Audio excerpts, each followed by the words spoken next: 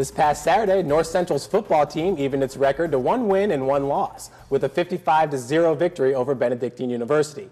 We got reactions from the game in this week's What's the Word? After last week, we definitely had a little redemption, and we definitely wanted to come out on top of our game and actually play our game instead of playing to the role of the other team. We didn't get down. We were continually up-tempo and just playing our game and not doing the errors and whatnot. Put us in bad situations. We made a lot of malfunctions on our own to put ourselves in bad situations, but mostly the pressure that was put on us. Couldn't run much, couldn't pass much, so a lot of mental mistakes that when you make against a good team like North Central, doesn't work out because they have enough speed and talent to basically beat you that way. Last week we did not, like one guy would miss a little block and the play's dead. So this week that's what we were concentrating on was execution. And what we did was we executed. The linemen picked up everyone, we were getting big holes. And the biggest part was, I thought, was the receivers blocking downfield as well. We had a lot of wrong runs today.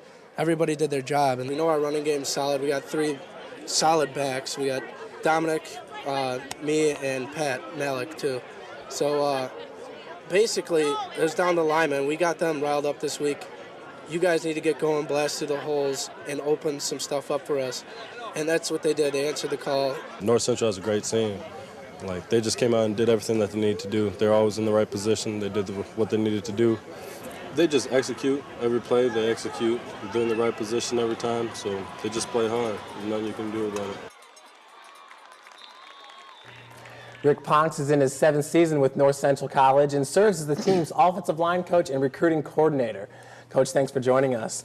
Thanks, Jeff. Coach, last week against Ohio Northern, the 28-19 loss, we had Kyle Antos on the show last week, and he said, you know, if one player misses a block, misses their assignment, it could falter the whole play.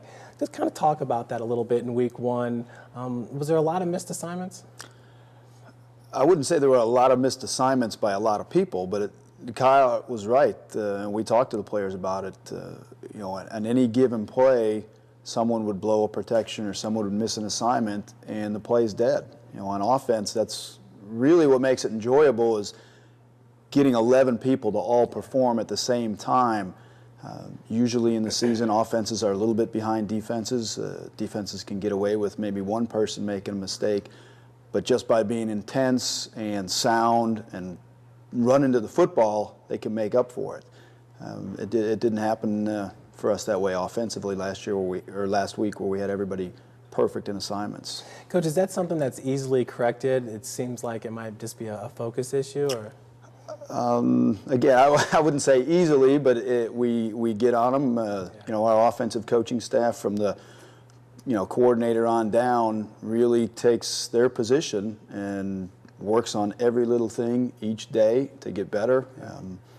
And just by doing that every day and every week, we'll get a little bit better and better, and hopefully we'll be where we want to be come the end of the season. Well, it seems like a lot of improvements were made against Benedictine, 55-0 victory. And I know Benedictine's not exactly on the same level as Ohio Northern, but did you see a lot of those things corrected in week 2? One of the things I did see corrected, some hustle and effort. You mentioned that earlier, and one of the guys that we really were on was Kyle. And if you put that film on from Saturday against Benedictine, he was downfield numerous times looking for a block, trying to find somebody to block and make the play go a little bit longer. And I challenged the rest of them the other day to start to play like that and get all 5 of them downfield looking for blocks. And I think we saw it a little bit in practice yesterday. Coach, you're the recruiting coordinator, offensive line coach. You're also the assistant head coach. Talk about some of your responsibilities. It seems like you carry a lot of positions over at North Central College. Well, the recruiting coordinator part of it is really the biggest part of that job title. I mean, offensive line coach, I've been doing that for many years, but this was my first really foray into the recruiting coordinating part. And I heard a coach once say it's recruiting's kind of like shaving. If you don't do it every day, pretty soon you're going to look like a bum. So every day we try to do something with our coaches or myself to start to put together next year's class. I know last year was a big hurdle. I think we reached 140 kids on the roster. This year, has the recruiting gotten tougher with the financial situations across the country? You know what? Our institution, once again this year, hit record numbers for their incoming class. It seems like North Central is a hot school right now, and it's a good place to be across the board. And as long as we continue to be successful on the football field, it makes recruiting in this area a little bit easier. Absolutely. Well, sophomore linebacker Willie Hayes led the Cardinals with 9 tackles against Benedictine. Willie, getting the start against Benedictine, did it feel good getting out there from the first play and just playing, throughout the game? Absolutely. I haven't had that feeling since senior year of high school, and last year I got the chance to get in on a couple plays on defense and also on special teams, but it was just nice to play the whole game with the team and just fly around and do my thing and make some plays. Heading into the Benedictine game, it was kind of that first week of preparation without Matt Wanger there. And I know I mentioned it a lot, but you can't get over the fact that preseason All-American last year. What was it like in preparation, not having the senior leadership out there? Well, you can't replace Matt, and you never will be able to replace Matt. So you got to have all 11 guys surrounding yourself, and you got to have the support from the other guys. So it's just not me stepping up, but it's the whole defense as a whole stepping up, and we're trying to do what we can, and just, we want to win this season. So. Well, and now, just a couple days after the Benedictine game, finding out that you may lose Derek Sulo for the whole season, these are some hard hits. Is this something that's really bringing the defensive unit together? I think so, because, like I said, you can't replace those guys. They're All-Americans, they're preseason All-Americans, they're great players, and they're great leaders for us. But if we come together as a team, we'll be all right, and I think that's bringing us together, and we're doing all right so far. Who are some of the other guys on the defense that maybe we haven't mentioned too much that you think are really stepping up and that we could see on the field maybe the next couple of weeks? Well, we definitely have Tim Janisek, our defensive lineman. He's always been a leader in the weight room. Every year he's pushed us, and then you got Joe Snyderbauer in the secondary stepping up big, and like Kane Thompson next to me, he's always been, the leader for me, and I've always looked up to him along with Matt Wanger just to show me the way and do that kind of thing.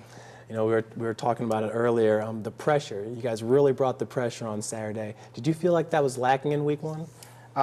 In week one, I think we just came out flat overall. This week, we came out, we had to prove something, I think, because last year we were probably one of the best defenses in the nation, but last week we didn't show it. So we definitely had to come out this week and show something that we didn't show last week. So. Absolutely. North Central put up a lot of points versus the Eagles, and here's some of the plays of the week. All right, Coach, that's Aaron Fanthorpe handing off to Dominic Sewell. That's a nice little touchdown run there. We've seen him do it a couple of times last year. I believe that one went for 27 yards. The running back's supposed to break a tackle every time, and he did it. And this was a great read right here by Aaron. They had a blitz coming, and he got rid of the ball in a hurry. And then here, Butch. Here's Butchie. 96 yards. Like the little gallop there? I like that. Very pretty. He sets a North Central College record for the longest play from scrimmage. You guys giving Butch a hard time after that one? Well, we like to tease him about how short he is anyway, so we said he also set a record for the most steps to get 96 yards. He's a wonderful young man, and we're really happy that everybody got a great block for him and let him get started, and then he finished it. Willie, you see a guy like Butch, and he's been on the team for 4 years, and he's been behind, I don't want to say in the shadows of Dominic Sulo, but to see him come out and have a play like that, get his name in the record books, kind of make you feel good? Oh, yeah, that was awesome just to see him run 96 yards, because I know Butch all season long, he busted his butt in the weight room and just did everything that the team did, so it was just awesome to see him go 96. And, Coach, obviously the offensive line has to open those holes. Did you guys have a little pat on the back for the offensive line afterwards? Oh, Butch always, all the running backs really take care of the offensive line. They understand that those guys are working pretty hard, but blocking for those guys, when you see that little hop step and the stiff arm and the way they fight for the extra yards, it makes it easier to block for them because we know they're working just as hard as we are. And Butch said, leading up to the Benedictine game that they were kind of, the running backs were in the offensive lineman's ear saying, hey, open up these big holes and we're going to take it far. Is there a good relationship between the running backs and the offensive line? Yes. That relationship starts in the weight room, in the off season, when they see each other working as hard as they work. That builds the bond because now we want to work on the field as hard as they did, and they see us doing that, and they get in the weight room and work as hard as we're trying to do it. So it really complements each other well, and it's I believe that the chemistry between those guys and the quarterback and receivers and everything is on the right. We're on the right page. Excellent. Well, we'd like to thank Coach Ponx and Willie for joining us, and stay tuned for more with Coach John Thorne. We'll be right back.